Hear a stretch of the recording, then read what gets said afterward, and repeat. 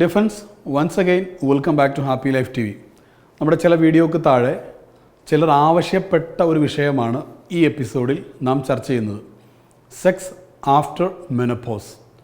ആർത്തവ വിരാമത്തിന് ശേഷമുള്ള സെക്സ് എങ്ങനെയാണ്, അതിൽ ശ്രദ്ധിക്കേണ്ട കാര്യങ്ങൾ എന്തൊക്കെയാണ് എന്നുള്ളത്. ആർത്തവ വിരാമം എന്താണ്, ആ സമയത്ത് ശ്രദ്ധിക്കേണ്ട കാര്യങ്ങൾ എന്താണ് എന്ന് ഡീറ്റെയിൽ ആയി തന്നെ 2 എപ്പിസോഡുകൾ, 2 ഹെൽത്ത് എപ്പിസോഡുകൾ നാം പറഞ്ഞിട്ടുണ്ട്. അത് കാണാത്തവരുണ്ടെങ്കിൽ അതിൻ്റെ ലിങ്ക് ഇതിൻ്റെ ഡിസ്ക്രിപ്ഷനിലുണ്ട്, അത് കാണാവുന്നതാണ്. അപ്പോൾ ഏകദേശം 45-ൻ്റെയും 50-ൻ്റെയും ഇടയ്ക്കാണ് സാധാരണ രീതിയിൽ ആർത്തവ വിരാമം സംഭവിക്കുന്നത്.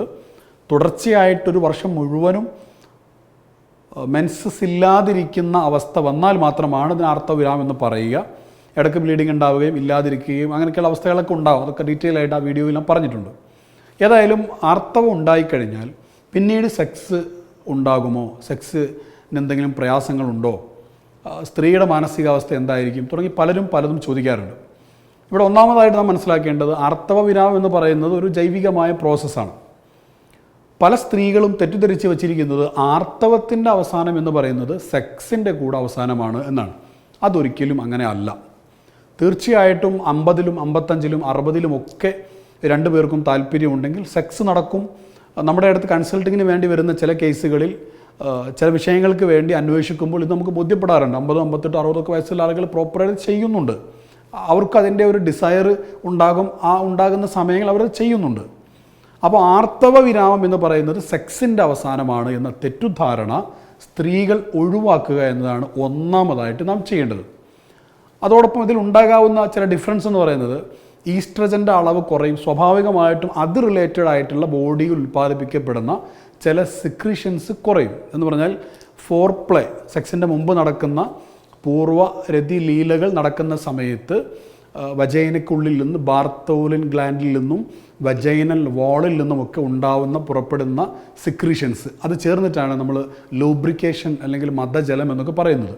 അതൊരു പക്ഷേ കുറവുണ്ടായേക്കാം. ഒരു വജൈനയിലൊരു കുറച്ചൊരു പെയിൻ ഉണ്ടായേക്കാം, ഒരു ഡ്രൈനെസ്, ഒരു വരണ്ട അവസ്ഥ മിക്കവാറും ഈ സ്ത്രീകൾക്ക് ആർത്തവ വിരാമത്തിന് ശേഷം അനുഭവപ്പെടാറുണ്ട്. അങ്ങനെ ഉണ്ടെങ്കിൽ അതിന് ചെയ്യേണ്ട കാര്യം പ്രോപ്പറായിട്ടുള്ള ആ ഫോർപ്ലേകൾ നന്നായിട്ട് ചെയ്യുകയും അതോടൊപ്പം ആവശ്യമായ ജെല്ലുകൾ, ഈ പർപ്പസിന് വേണ്ടിയുള്ള കെവൈ ജെല്ലി പോലെയുള്ള ലൂബിക് ജെൽ പോലെയുള്ള കാര്യങ്ങൾ അതിനു വേണ്ടി ഉപയോഗിക്കാവുന്നതാണ്. അങ്ങനെ വളരെ നല്ല രീതിയിലുള്ള സെക്ഷൽ ലൈഫ് തീർച്ചയായിട്ടും ഉണ്ട്.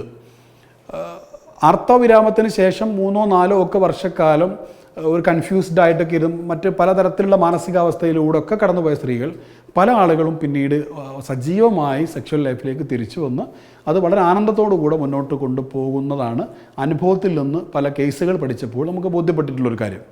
പിന്നെ ഇടയ്ക്കിടയ്ക്ക് ഇതിൻ്റെ ഫ്ലക്ച്വേഷൻസ് ഉണ്ടാകുന്നതുകൊണ്ട്, മാനസികമായ ചില പിരിമുറുക്കങ്ങൾ ഉണ്ടാകുന്നതുകൊണ്ട് 2 മാസം മെൻസസ് ഉണ്ടാകുന്നു, പിന്നെ ഉണ്ടാകുന്നില്ല, പിന്നെ പെട്ടെന്ന് ബ്ലീഡിങ്, ഇങ്ങനെ പല പ്രയാസങ്ങളിലൂടെ കടന്നു പോകുന്നതുകൊണ്ട് ഈ അവസ്ഥകൾ ചിലപ്പോൾ ചില സമയങ്ങളിൽ സ്ത്രീക്ക് ഇതിനോട് താല്പര്യം ഉണ്ടാവില്ല.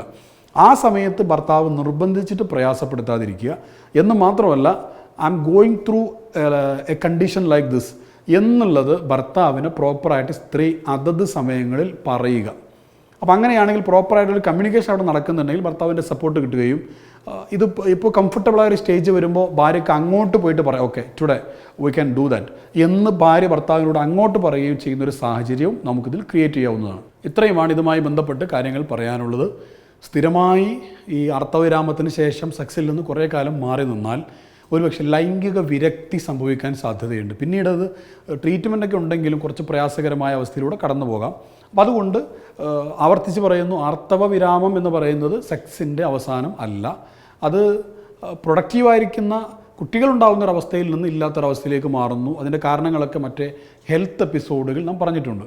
ആ ഒരു മാറ്റം മാത്രമാണ്. സെക്ഷൽ ലൈഫ് വളരെ ആക്റ്റീവായിട്ട് വീണ്ടും തുടരാവുന്നതാണ്. സ്ത്രീകൾക്കുണ്ടാവുന്ന തരത്തിലുള്ള ബ്ലീഡിങ്ങുമായി ബന്ധപ്പെട്ട പ്രയാസം, മറ്റു കാര്യങ്ങൾ ഭർത്താവിനോട് എഡ്യൂക്കേറ്റ് ചെയ്ത് അദ്ദേഹത്തിൻ്റെ കൂടെ ഒരു സപ്പോർട്ടോടുകൂടെ മുന്നോട്ട് പോവുകയാണെങ്കിൽ തീർച്ചയായിട്ടും ആക്റ്റീവായ സെക്ഷൽ ലൈഫ് ആർത്തവ വിരാമത്തിന് ശേഷം സ്ത്രീകൾക്ക് പുരുഷന്മാർക്ക് നന്നായിട്ട് ചെയ്യാവുന്നതാണ്. മറ്റ് വിഷയങ്ങളുമായി അടുത്ത എപ്പിസോഡിൽ കാണാം. Be with us. Happy Life T V.